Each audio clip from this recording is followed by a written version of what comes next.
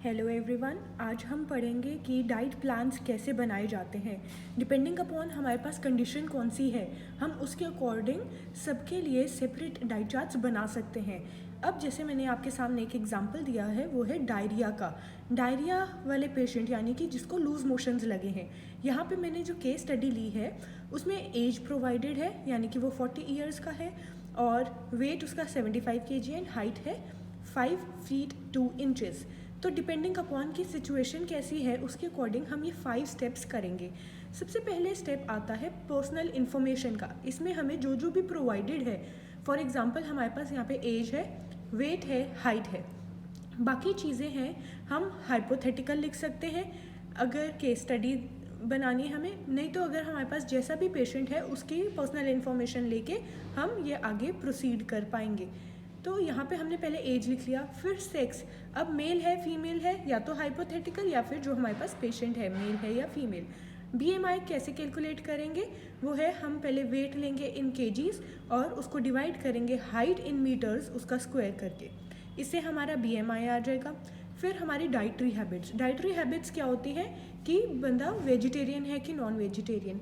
अब इस पे डिपेंड करेगा कि हम डाइट में इंग्रेडिएंट्स कौन से डालेंगे, एग डालना है नहीं डालना, चिकन फिश मीट क्या डाल सकते हैं, वो डाइटरी हैबिट से ही हमें क्लियर हो जाएगा। इसके बाद जो है नेक्स्ट कैटेगरी वो है हमारी फिजिकल एक्टिविटी। अब बंदा जो है वो सेडेंट्री लाइफस्टाइल है उसका, मॉडरेट वर्कर है कि हैवी वर्कर है, डिपेंडिंग अपॉन कैसी सिचुएशन है उसके अकॉर्डिंग, उस फिजिकल एक्टिविटी के अकॉर्डिंग हम उनकी कैलोरीज देखेंगे। हमें पता है कि इसके लिए हम क्या करते हैं, हम RDA फॉलो करते हैं। ये RDA है जो 2010 का, इसके अकॉर्डिंग हम डाइट चार्ट बनाएंगे। अब फॉर एग्जांपल यहाँ पे है सेडेंट्री वर्कर और हमने कैटेगरी ली है कि हम मेल ले रहे हैं, तो मेल कैटेगरी का जो भी हमारे यहाँ पे एनर्जी है, हमारे पास प्रोटीन है, ये सारी चीज़ें हम ध्यान रखते हुए इसका डाइट चार्ट बनाएंगे। अब यहाँ पे हम आ जाए वापस, तो हम पहले RDA कैलकुलेट कर रहे हैं, ठीक है। मेडिकल हिस्ट्री हमें पता है कि उसका डायरिया है, तो अब हम सेकेंड स्टेप पे आ गए हैं कि RDA कैलकुलेट करना है। तो एनर्जी जो है, एनर्जी का हमें पता लग जाता है RDA से। RDA कहता है कि सेडेंट्री वर्कर को 2320 लेनी है और प्रोटीन लेना है 60, फैट लेना है 25 ग्राम सेडेंट्री वर्कर को। तो यही चीज़ें हम यहाँ पे लिखेंगे। सबसे पहले एनर्जी लिख ली 2320 RDA टेबल के अकॉर्डिंग। फिर हमने क्या किया, कार्बोहाइड्रेट। हमें पता है हमारी डाइट में कार्बोहाइड्रेट्स जो है वो 50 to 60% होने चाहिए, तो हमने 60% ऑफ टोटल कैलोरीज निकाल लेनी है। टोटल कैलोरीज जो बंदे को अलाउड है वो है 2320, उसका 60% करेंगे तो हमारे पास आ जाएगी 1392 कैलोरीज। अब इसको हम ग्राम्स में कन्वर्ट कैसे करेंगे, हमें पता है 1 ग्राम ऑफ कार्बोहाइड्रेट हमें 4 किलो कैलोरी देता है, इसलिए हम क्या करेंगे 1392 से डिवाइड करेंगे 4 को और ये हमें देगा 348 ग्राम्स ऑफ कार्बोहाइड्रेट। रेस्ट जो है हमारे को पता है RDA टेबल में प्रोवाइडेड है 60 ग्राम जो है according to RDA table and 25 gram जो है वो फैट्स की ज़रूरत है। इसके बाद नेक्स्ट स्टेप जो आता है वो है फूड एक्सचेंजेस। अब हमें पता है हमारे खाने की जो कैटेगरीज हैं वो इन्हीं के बीच में लाई करती है, तो हमारे को पता है ये फिक्स्ड पोर्शन है, ये फिक्स्ड पोर्शन जो है हमें इतनी एनर्जी प्रोवाइड करेगा। तो अब हमने नंबर ऑफ़ एक्सचेंजेस डिसाइड करना है। नंबर ऑफ़ एक्सचेंजेस का क्या मतलब होता है, फॉर एग्जांपल अगर मैं सुबह एक चपाती खा रही हूँ, chapati comes under the category of cereal, ठीक है, सीरियल है, और अगर एक खा रही हूँ तो मैं यहाँ पे लिखूँगी एक, ठीक है। अगर एक है तो ये एनर्जी एक की ही बताई है, 30 ग्राम पोर्शन होता है उसका, 30 जो है वो 100 किलो कैलोरी एनर्जी दे रही है और 3 ग्राम उसमें प्रोटीन है, 20 कार्बोहाइड्रेट है और 0.8 जो है हमें पता है कि वो 0.8 जो है वो उसका फैट है। अगर ये बाय चांस 2 चपाती खाएंगे तो उसमें क्या करेंगे, हम मल्टीप्लाई बाय 2 कर देंगे, यानी कि 200 calories and 3 into 2 6 gram of protein and 20 का multiply by 2 is 40 gram of carbohydrate and 0.8 multiply by 2 becomes 1.6।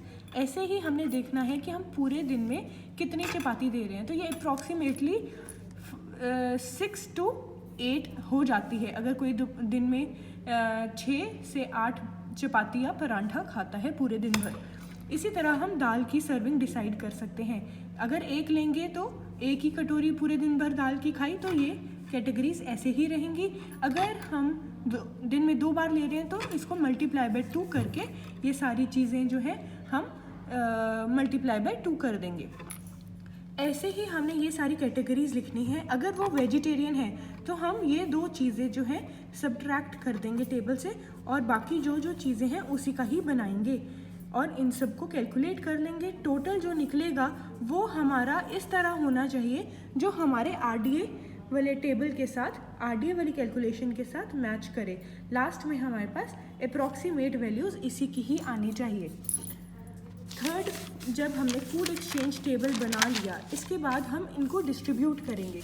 जैसे अगर मैंने डिसाइड किया था कि यहाँ पे मैंने 6 चपाती वगैरह देनी है, अगर मैं चपाती ही सीरियल्स में ले रही हूँ तो उसमें क्या करेंगे वो मेरी मर्ज़ी है, हम ये कैसे डिवाइड कर रहे हैं। अगर मैं ब्रेकफास्ट में 2 दे रही हूँ, मैं बाकी 2 लंच में दे सकती हूँ और ऐसे ही डिनर में भी 2 दे सकती हूँ।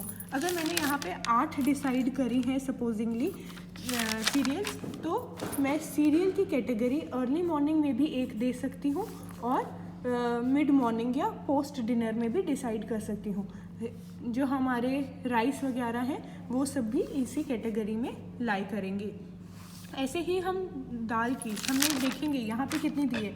अगर हमने यहाँ पे 2 कटोरी दाल दी है तो वो डिपेंड करता है कि मैंने दाल को कब कब देना है। हो सकता है मैं ब्रेकफास्ट में दाल का परांठा बना रही हूँ तो मैं यहाँ पे पल्स का 1 कैटेगरी लिख दूँगी, और अगर यहाँ पे हमने सोचा है कि इवनिंग में कोई दाल के स्नैक्स बनाने हैं तो 1 यहाँ।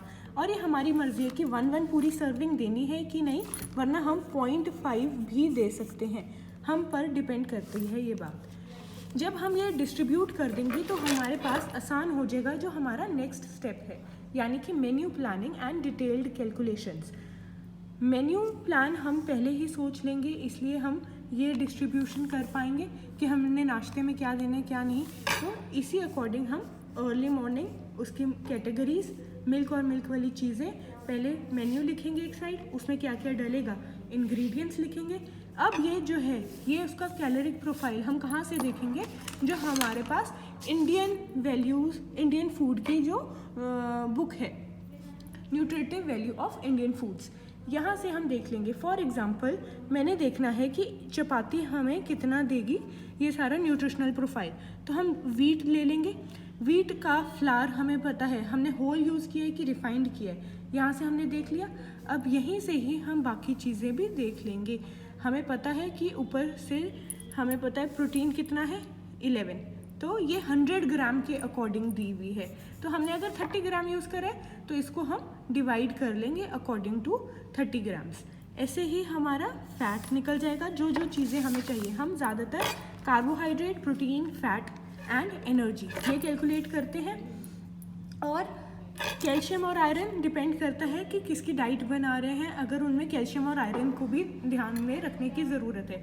एडोलसेंस की बनाएंगे तो आयरन में की ज़रूरत होती है, तो आयरन वाली कैटेगरी डाल देंगे। कैल्शियम हमें पता है कि कोई बोन्स वीक है, उसको कैल्शियम रिच डाइट चाहिए, तो हम वही इंग्रेडिएंट्स डालेंगे जिनमें कैल्शियम ज़्यादा हो, तो उसके अकॉर्डिंग हम मेन्यू प्लानिंग और डिटेल्ड कैलकुलेशंस करेंगे। अब देखो इसका भी लास्ट में हम निकालेंगे जो भी आएगा, और वो जो है हमें कैसे पता लगेगा कि वो ठीक है कि नहीं। हमें पता है उसकी ज़रूरत कहती है आरडीए के अकॉर्डिंग इतनी इतनी लेनी है, लेकिन अगर वो ±50 के भी करीब होता है तो हम उसको ठीक कहेंगे। कार्बोहाइड्रेट की रेंज इतनी हो सकती है ±20, जैसे उसको प्रोटीन चाहिए 60 ग्राम पर मेरे आ रहे हैं 70 या 75 ग्राम, तो भी वो इतना हम डाइट में दे सकते हैं। ठीक है, इससे ज़्यादा नहीं होना चाहिए। ऐसा नहीं होना चाहिए कि उसको प्रोटीन 60 चाहिए और हम 100 दे रहे हैं, फिर वो ओवरलोडिंग हो जाएगी। इसलिए हम अकॉर्डिंग टू दीज वैल्यूज़ ही ± इतना ही रेंज रखेंगे। वैसे कोशिश हमारी यही होनी चाहिए, हमारी अप्रॉक्सीमेट वैल्यू जो है वो डाइट में इतनी ही आनी चाहिए, क्योंकि उसकी रिक्वायरमेंट इतनी ही है। तो लास्ट में हम लिख देते हैं कैलकुलेटेड। ये था हमारा नॉर्मल डाइट प्लानिंग। बट अगर जैसे कंडीशन आती है हमारे पास फीवर की, तो फीवर में हम जो ये RDA है जो हमारा NIN के अकॉर्डिंग 2010 के अकॉर्डिंग डिसाइडेड है, हम इसको मॉडिफाई करेंगे। जैसे कि 10% इंक्रीज़ होगा तो हमारी इन सारी वैल्यूज़ में 10% इंक्रीज़ होगा। तो डिपेंडिंग अपॉन कि हमारी रिक्वायरमेंट कौन सी है, किस कैटेगरी की है, हम ये न्यूट्रिशनल प्रोफाइल चेंज करेंगे। इन्हीं चीज़ों पे बेस्ड हमारा सारी चीज़ें जो हैं वो बदल जाएंगी। Thank you.